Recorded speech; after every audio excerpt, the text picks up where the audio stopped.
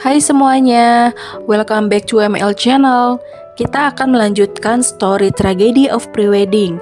Di episode sebelumnya sudah diceritakan bagaimana keadaan Citra yang sudah lebih baik, sehingga ia diperbolehkan untuk pulang. Meski tetap diharuskan melakukan sebuah terapi untuk memulihkan keadaan jiwanya. Namun, ternyata Citra pun kembali teringat dengan seorang lelaki yang pernah menggagalkan aksi nekatnya kala itu. Lelaki yang sama yang pernah ia peluk dan mengira itu adalah kekasihnya. Lalu, apa yang akan terjadi berikutnya? Di video kali ini, kita akan melihat episode selanjutnya. Sepertinya akan semakin menarik. Saksikan sampai selesai ya. Untuk menambah semangat uploadnya, jangan lupa untuk subscribe, comment, and like. Selamat menonton! Episode 25, Kopi Favorit. Citra mulai kembali teringat beberapa hal mengenai lelaki di hadapannya saat ini. Lelaki yang merupakan saudara dekat dari mendiang kekasihnya itu. Sebelumnya, Diki memang jarang sekali berkunjung ke rumah gadis itu. Pertemuan mereka selama ini hanya sebatas jika Citra sedang berkunjung ke rumah Adnan saja. Tapi kali ini gadis itu merasa aneh dengan sikap Diki yang terbilang cukup hangat dan hampir setiap hari menemuinya. Membuat Citra merasa agak risih karena hal itu. Aku kan cuma khawatir aja sama keadaan kamu, Citra. Apalagi setelah kejadian malam itu. Jujur aja, aku syok banget setelah tahu kejadian itu. Diki teringat saat dimana Citra hendak melakukan aksi nekat untuk mengakhiri hidupnya malam itu. Citra tersenyum tipis dan berkata, "Tapi sekarang aku baik-baik aja. Lagian kenapa juga sih ada yang menyelamatkan aku malam itu? Padahal aku kan mau nyusul Mas Adnan." Dasar bodoh orang itu. Diki melebarkan mata dan tercekat. "Kok kamu gitu sih ngomongnya? Emangnya kamu pikir kematian itu enak? Apa kamu kira kalau kamu mati kamu akan bertemu dan bersatu lagi sama Adnan? Kamu yang bodoh, Citra. Kematian tidak seindah yang kamu duga." "Iya, kamu benar. Kematian itu pasti hal yang sangat mengerikan dan menyedihkan. Tidak ada yang siap dengan hal itu. Begitu juga dengan Mas Adnan, calon suamiku. Dia pasti telah menjadi korban akibat kejahatan seseorang. Yang entah siapa dan mengapa dia melakukan hal itu pada lelaki sebaik Mas Adnan. Itulah mengapa dia dapat hadir kembali dalam hidupku dan menemui aku sewaktu di rumah sakit." Citra menatap Diki begitu dalam. Sorot matanya pun memancarkan sebuah keyakinan yang besar atas apa yang baru ia ucapkan itu. Diki mengerlingkan mata dan menghela napas panjang. "Citra, aku mengerti hal itu. Tapi lebih baik sekarang kita jangan membahas hal itu dulu ya. Kamu kan baru aja pulang dari rumah sakit. Harusnya kamu ini banyak beristirahat. Apalagi kamu juga kan mau menjalankan sebuah terapi untuk memulihkan jiwa kamu yang sedang tergoncang ini."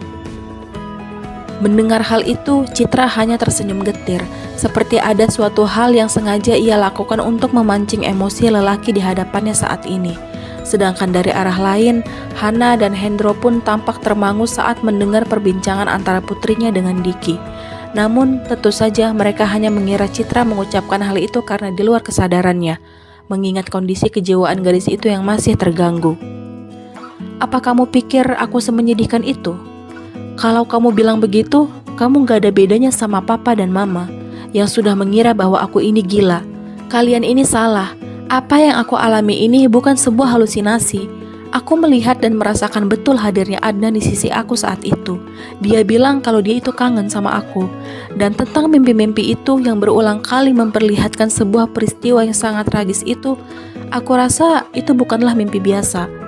Aku yakin Mas Adnan lah yang telah memberikan gambaran mimpi itu sama aku. Karena sebenarnya dia pergi membawa sejuta misteri yang belum terpecahkan." Mendengar itu, Diki hanya terdiam sambil menelan ludah dengan berat. Dalam dadanya seperti ada sebuah gemuruh yang menggelegar. Apa yang dikatakan oleh gadis itu seperti menyudutkan dirinya, membuat Citra yang menatapnya tampak menyeringai sinis. "So, kamu masih percaya aku gila? Atau kamu mau ikut bersamaku untuk mencari keadilan buat Mas Adnan yang tak lain adalah saudaramu sendiri?" Tanya Citra dengan tatapan yang tegas, membuat lelaki itu lagi-lagi berdecak lidah. "Citra, tolong jangan salah paham. Aku nggak pernah menganggap kamu gila, tapi kata dokter, ucapan Diki cepat tersanggah oleh Citra. Oke, berarti sudah cukup jelas kalau kamu memang percaya aku ini gila dan kamu nggak mau bantu Mas Adnan mendapatkan keadilan. Citra langsung beranjak meninggalkan lelaki yang tengah gugup itu. Citra, urusan Adnan sudah ada yang menanganinya. Polisi pun nggak tinggal diam untuk terus mendalami kasus ini. Kita harus bersabar dan jangan gegabah. Hendro langsung menghampiri putrinya yang tampak begitu emosional. Namun, gadis itu tidak menggubris apa-apa. Ia terus melangkah dengan cepat ke arah kamarnya. Buliran bening di pelupuk matanya pun mulai bercucuran. Entah mengapa, ia merasa tak ada yang bisa mengerti perasaannya saat ini. Tak ada yang percaya dengan apa yang ia alami selama ini setelah kepergian kekasihnya. Melihat hal itu pun, Hendro dan Hana tidak bisa berbuat banyak. Mereka membiarkan gadis itu untuk sementara waktu menenangkan dirinya. Hendro segera melangkah ke arah Diki dan berkata, "Begitulah keadaan Citra. Untuk sementara waktu ini, kita biarkan dia tenang dulu." Diki tersenyum dan berkata, "Iya Om, saya juga mengerti bagaimana keadaan dia. Pasti tidak mudah untuk menerima kenyataan yang pahit ini untuknya. Kalau begitu, saya mau langsung pamit aja ya Om, Tante." "Baiklah, terima kasih atas segala perhatian yang sudah kamu curahkan untuk putri kami. Hati-hati di jalan. Oh iya, sampaikan juga salam kami sama papa dan mamamu ya." Hendro mengantar lelaki tampan itu sampai ke teras rumah. Setelah Diki memasuki mobil dan beranjak meninggalkan rumah itu, Hendro menatap heran istrinya yang tampak begitu masam. "Ma, ada apa? Kok kayak gelisah gitu sih?" tanya Hendro sambil merangkul Hana. "Entahlah, Pa. Mama merasa ucapan Citra tadi ada benarnya juga," kata Hana yang terlihat sangat gusar. "Ucapan Citra yang mana?" tanya Hendro kembali, seraya mengajak istrinya untuk duduk di sofa ruang tamu. "Semuanya, soal kematian Adnan, juga soal Diki." Hana menatap suaminya dengan raut wajah yang datar. "Kalau soal Adnan kan kita semua sudah tahu kalau memang kematiannya itu sangat janggal dan masih terus didalami oleh pihak kepolisian. Kalau soal Diki, apa yang bikin Mama gelisah?" tanya Hendro. Hana menarik napas dalam dan kemudian berkata, "Mama merasa aneh aja sama dia. Sejauh yang kita tahu, dia itu terlihat biasa aja sama Citra. Tapi semenjak musibah yang menimpa Adnan, Diki terlihat lebih posesif sama anak kita. Dan setiap kali Citra membicarakan soal Adnan, kayaknya dia nggak suka banget dan selalu aja emosi." Hendro tampak berpikir sejenak. Meski yang dikatakan istrinya tampak benar, tetapi ia ingin berpikir positif dalam situasi apapun.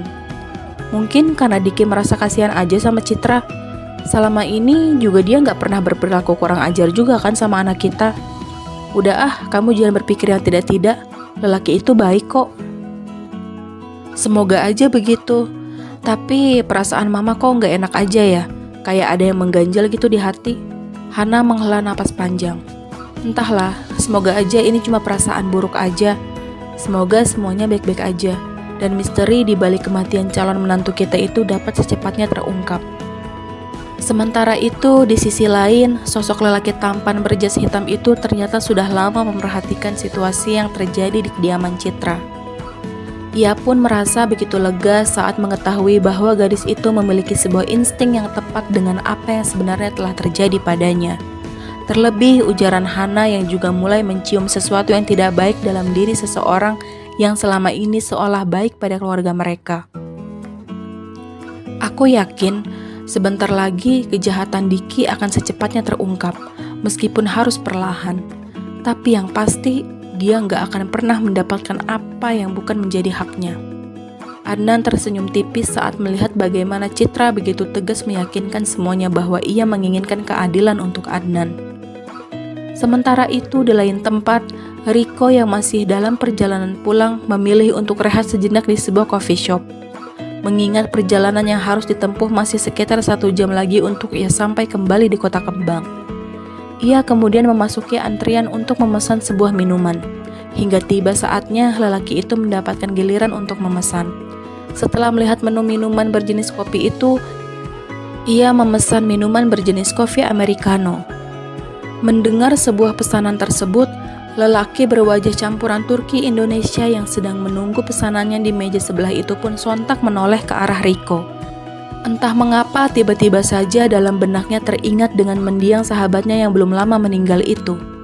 Teringat jika menu minuman yang dipesan oleh Riko itu ternyata adalah kopi favorit yang juga selalu dipesan oleh sahabatnya.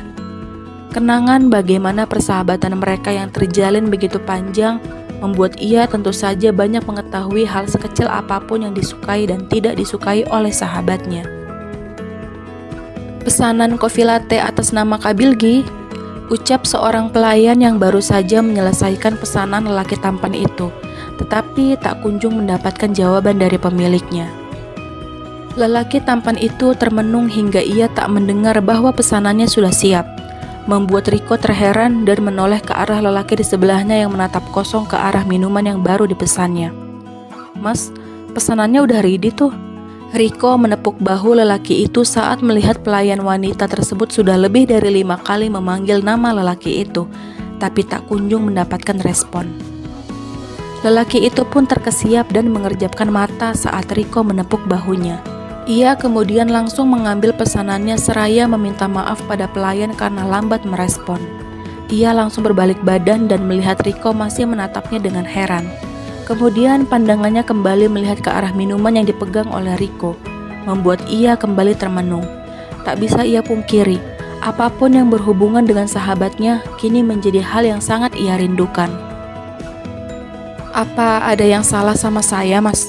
tanya Riko saat melihat lelaki itu kembali menatap minumannya dengan tatapan yang begitu datar. Bilgi pun kembali mengerjapkan mata seraya tersenyum simpul dan menjawab, "Oh, nggak ada yang salah kok, maaf." "Oh, kirain ada yang salah sama minuman atau penampilan saya ini. Soalnya saya perhatikan Mas ini dari tadi ngeliatin kopi saya terus sambil melamun gitu," kata Riko sambil menyeruput minumannya. Lelaki itu tersenyum lebar dan berkata, "Sebenarnya nggak ada yang salah, hanya saja kopi itu mengingatkan saya sama sahabat saya yang belum lama ini meninggal." Mendengar hal itu, Riko pun tersenyum seraya menganggukkan kepala. Dalam benaknya, ia pun langsung kembali teringat dengan sosok teman gaibnya yang juga pernah berkata bahwa ia sangat menyukai kopi yang sama dengan yang ia pesan ini. Tak lama kemudian, sosok Andan pun hadir di sebelah Riko dan mengatakan hal yang sangat membuatnya tercengang. Dia itu sahabat sekaligus rekan kerja gua, yang beberapa waktu tadi sempat gua ceritakan sama lo. Namanya Bilgi. Penuturan Adnan sontak membuat Riko menautkan kedua alisnya. Pantas saja lelaki itu terlihat sangat berduka. Ternyata dia adalah sahabat Adnan yang sangat dekat dengannya, membuat Riko pun memahami mengapa lelaki itu jadi termenung saat melihat minuman yang ia pesan ini. "Saya turut berduka cita atas kepergian sahabatnya," kata Riko yang begitu spontan, sementara lelaki itu hanya tersenyum seraya menganggukkan kepala. "Pasti sahabat Anda itu adalah orang yang luar biasa, sampai-sampai membuat orang terdekatnya sangat merasa kehilangan," sambung Riko. "Iya, itu benar. Sahabat saya itu orang yang sangat luar biasa hebatnya, baik hati juga sangat bijaksana. Tapi kata kebanyakan orang, menjadi orang yang terlalu baik itu umurnya selalu pendek. Mungkin karena itulah sahabat saya itu cepat menghadap Tuhannya," ujar Bilgi dengan senyuman tipis di wajahnya.